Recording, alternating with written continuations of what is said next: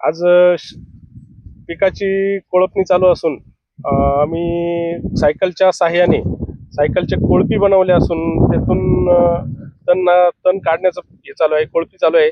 आणि मूग, बाजरी, सोयाबीन आणि मक्का यांची तण मिटवण्याचं काम करतो.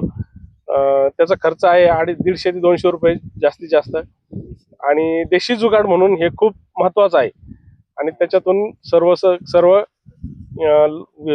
शेतकऱ्यांनी याचा फायदाही घेतला पाहिजे आणि स्वकष्टाने केला पाहिजे असं. आणि आता पेट्रोल डिझेलचा 1 रुपयाचाही खर्च नाही. हा देशी जुगाड म्हणूनच काम करायचं. त्याला टायर वगैरे काय?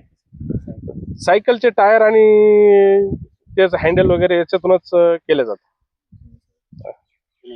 आणि जुनी सायकल म्हणूनच वापरलं जातं, भंगारमधून आणलेली असं देशी जुगाड म्हणून.